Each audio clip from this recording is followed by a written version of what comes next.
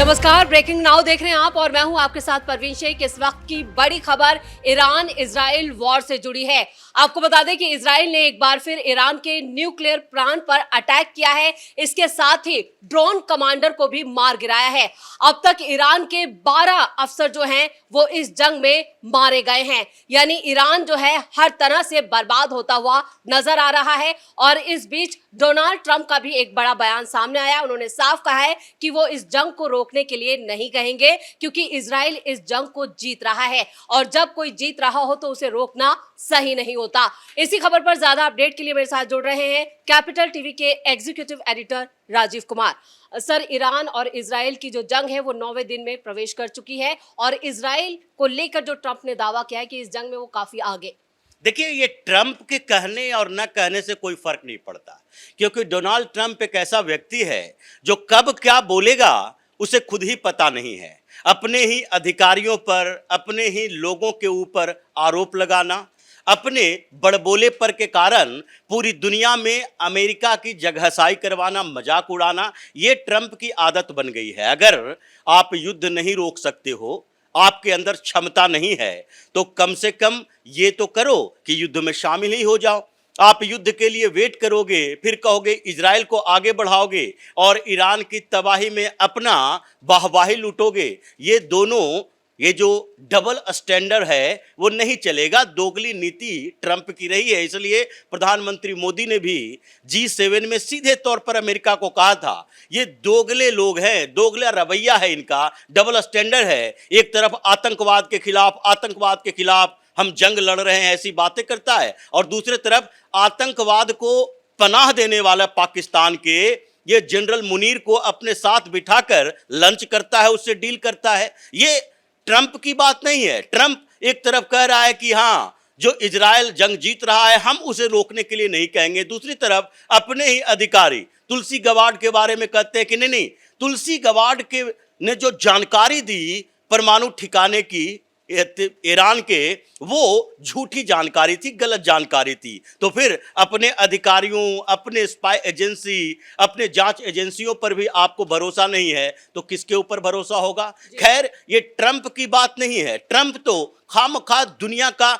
सर्वोपरि नेता बनने की कोशिश में रहता है और अमेरिका को वही स्थिति में अभी भी देखता है कि दुनिया भर के देश उसकी बात माने। लेकिन अब वर्ल्ड ऑर्डर बदल चुका है। लेकिन फिर भी इस बीच जो डोनाल्ड ट्रंप की बात हो रही है, डोनाल्ड ट्रंप के साथ इजराइल की और ईरान की बात हो रही है। ईरान में तबाही है, ईरान परेशान है, ईरान पर हमले लगातार हो रहे हैं और पूरी दुनिया में सब ये चाह रहे हैं कि कैसे खामनेई किसी तरीके से सरेंडर कर दे, लेकिन सरेंडर के मोड में नहीं है। आईएईए ने क्या कहा कि अभी परमाणु स्ट्रक्चर पर जो न्यूक्लियर फैसिलिटी उसकी है उसके ऊपर अटैक करने से इजराइल बचे, लेकिन फिर भी इजराइल ने किया, क्योंकि इजराइल का मानना है कि ईरान अगर एटम बम, परमाणु बम बना लेता है तो इससे समस्याएं पैदा होगी इजराइल के लिए भी और दुनिया के वो देशों के लिए भी जो कहीं न कहीं आतंकवाद से प्रभावित है। इसका मतलब है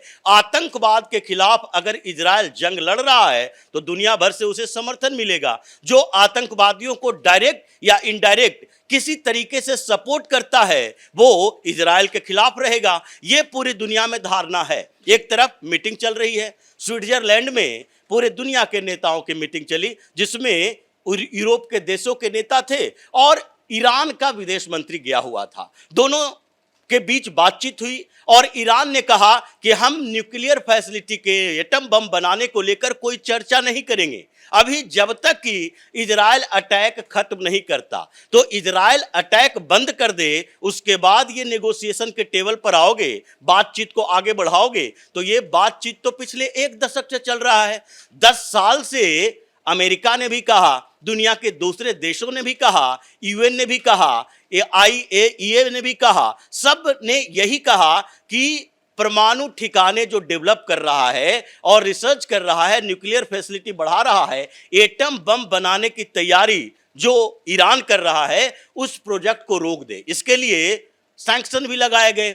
आर्थिक प्रतिबंध लगाए गए, लेकिन फिर भी ईरान इंतजार कर रहा था कि जब तक उसके खिलाफ ऐसी कार्रवाई ना हो वो अपने परमाणु फैसिलिटी को बंद नहीं करेगा। तो लो, ये अब इजराइल ने ठान लिया कि एक तरफ हम लड़ रहे हैं जिन आतंकी संगठनों से, हिजबुल्लाह से लड़ रहे हैं, हमास से लड़ रहे हैं, पीआईजे से लड़ रहे हैं, ये सारे आतंकी संगठनों को ईरान पैसा भी देता है, मिसाइल भी देता है, हथियार भी देता है। तो अगर उन लोगों को सपोर्ट कर रहे हो तो आगे चलकर अगर तुमने एटम बम बना लिया तो उसे एटम बम भी दे सकते हो, क्योंकि उससे तो सीधा साठगांठ तुम्हारा है। तो ऐसे में अपने सेल्फ डिफेंस के लिए हमला करना, ये इजराइल ने सोच लिया है कि हम ना गाजा में रुकेंगे, जैसे गाजा में भी अटैक हुआ और उस अटैक में 44 लोगों की मौत हुई है, 44 मारे गए। अब यूएन की तरफ से भी दबाव बनाया गया कि नहीं नहीं, गाजा में भी अटैक को इजराइल को बंद कर देना चाहिए। लेकिन उसका कहना है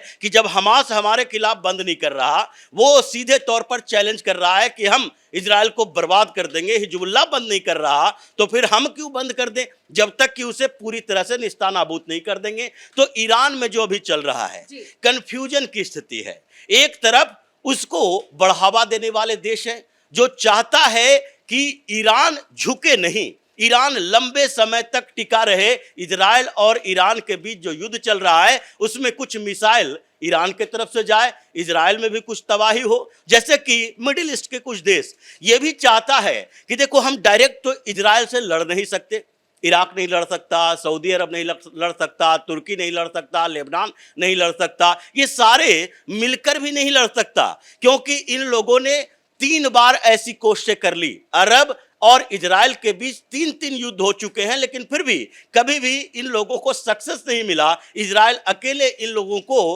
हालत खराब करके रखा था, प्रीएम्प्टिव अटैक भी करता था, इनके सारे एयरबेस पहले ही खत्म कर देता था, चाहे इजराइल का जितना भी नुकसान हो, लेकिन हर बार वो जीता है। तो उससे ये लोग भी चाह रहा है, आसपास के देश जो मिडिल ईस्ट के देश हैं, कि हम तो इजराइल के खिलाफ कुछ कर नहीं सकते, तो युद्ध थोड़ा लंबा चले, ईरान का नुकसान होगा तो वो भी दब जाएगा, वो भी कमजोर होगा। क्योंकि ईरान में अगर न्यूक्लियर फैसिलिटी खत्म हो गई, अगर उसके मिसाइल, उसके ड्रोन, उसके फाइटर जेट तबाह हो गए, तो वो एक बड़ा सैन्य पावर नहीं रहेगा, आर्मी पावर नहीं रहेगा। तो सैन्य पावर नहीं रहेगा तो मिडिल ईस्ट में किसी का वर्चस्व नहीं रहेगा। और उसी में पाकिस्तान भी चाहता है कि इसके ऊपर दबाव पड़े, तबाही मचे, ताकि हम इस पूरे इस्लामिक दुनिया के बादशाह बने रहें। तो ऐसी स्थिति में कोई युद्ध को खत्म नहीं करना चाहता, सब चाहता है कि कहीं न कहीं यह युद्ध चलता रहे, लेकिन इसका असर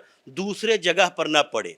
सबको अपनी अपनी चिंता है और इसलिए इजराइल ने जो अटैक किया, आईएईए के खिलाफ किया, उसने बार बार कहा न्यूक्लियर फैसिलिटी पर मत अटैक करो, लेकिन इजराइल का कहना है कि जब हम उसी के खिलाफ, न्यूक्लियर फैसिलिटी के खिलाफ, उसके एटम बम बनाने को लेकर हम उसके ऊपर अटैक कर रहे हैं, तो हमें दूसरे ठिकानों से ज्यादा वो इंपॉर्टेंट है। तो इसलिए उसके न्यूक्लियर ठिकानों पर अटैक किया। अभी 5.5 मैग्नीट्यूड के झटके आए और आईएईए का भी कहना है कि रेडिएशन लीक हुआ है, ईरान के अंदर रेडिएशन लीक हुआ है, लेकिन वो रेडिएशन अभी सरफेस के ऊपर नहीं आया, वो अंडरग्राउंड जो ये फैसिलिटी थी उसके अंदर रेडिएशन लीक हुआ है और वो वहीं तक सीमित है। इसलिए ये जो आईएईए है और यूएन की तरफ से ये एक टीम जानी चाहिए और वहां उस रेडिएशन को सरफेस के ऊपर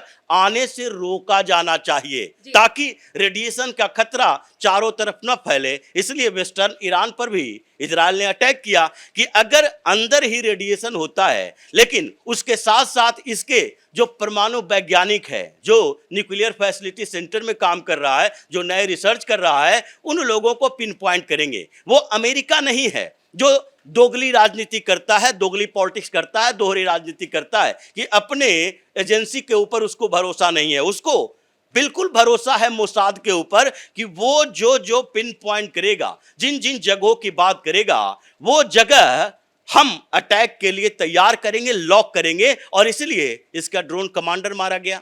खामनेई की बारी है। खामनेई को इसलिए नहीं मार रहा कि अभी कुछ इंतजार करो, कुछ समय तक इसके सरेंडर करने का इंतजार करो। ईरान को पहले उसकी औकात बताओ, उसके बाद भी अगर ईरान नहीं मानता है तो सुप्रीम लीडर जो अपने आप को कहता है उसको खत्म करने में समय नहीं लगेगा। अगर ईरान के 6 परमाणु वैज्ञानिकों को एक झटके में उड़ा सकता है, ईरान के ये जो आर्मी चीफ को उड़ा सकता है, कमांडर को उड़ा सकता है, उस जगह पर अटैक कर सकता है जहां वो छुपा हुआ था, जहां उसकी मीटिंग हो रही थी, तो फिर खामनेई के ठिकानों की जानकारी इजराइल के पास नहीं है, ये तो मान नहीं सकते। और खामनेई को कभी भी वो खत्म कर सकता है, लेकिन अभी इंतजार कर रहा है क्योंकि नेगोशिएशन चल रहे हैं। रूस की एंट्री हो गई, रूस ने भी कहा हम नेगोशिएशन टेबल पर आना चाहते हैं। आने देना चाहिए था, लेकिन ये ट्रंप बीच में आ जाता है कि अपने यहां युद्ध खत्म करो। ये यूक्रेन और रूस के बीच का युद्ध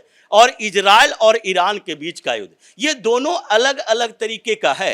एक जो एक रीजनल कॉन्फ्लिक्ट है जिसमें इन्वॉल्वमेंट है यूरोप का भी, जिसमें इन्वॉल्वमेंट अमेरिका का भी है, क्योंकि यूक्रेन नाटो का पार्ट होना चाहता है और रूस कहता है कि हमारे सीमा पर नाटो की सेना नहीं चाहिए, उसके एयरबेस नहीं चाहिए, उसके सैन्य बेस नहीं चाहिए। तो उन दोनों के कन्फ्लिक्ट जो कि 2 साल से ज्यादा समय हो गया, थोड़ा थोड़ा चल रहा है, उसमें आप इस तरीके का बीच में जो कभी भी कोई नेगोशिएशन टेबल पर आना चाहता है, चाहे चीन ही हो, रूसी हो, उसको आप रोक नहीं सकते हो, क्योंकि ये पूरी दुनिया में आपकी दादागिरी नहीं चलेगी। इसलिए जो अभी इजराइल कर रहा है वो ईरान के लिए ये सोचने वाली बात है कि अगर तुम मानते हो कि तुम न्यूक्लियर बम नहीं बनाना चाहते, अगर तुम मानते हो उस रिसर्च को आगे नहीं बढ़ाना चाहते, तो ईगो पर लेने की क्या जरूरत है। और अगर ईगो पर लेते हो, फुल फ्लेज वार के सिचुएशन है, तो फिर इस तरह के मानवाधिकार की बात ना करो कि हमारे सिविलियन पर अटैक हो रहा है,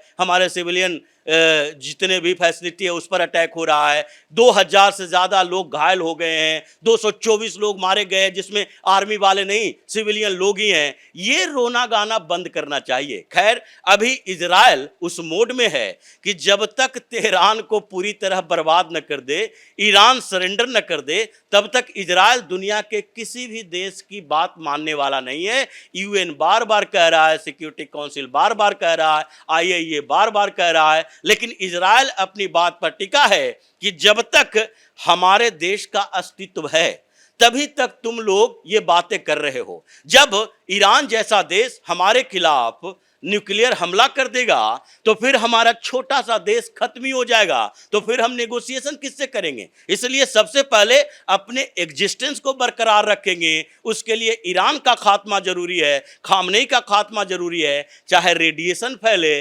न्यूक्लियर फैले या फिर कोई और तबाही मच जाए, उससे इजराइल रुकने वाला नहीं है। इस तमाम जानकारी के लिए बहुत बहुत धन्यवाद।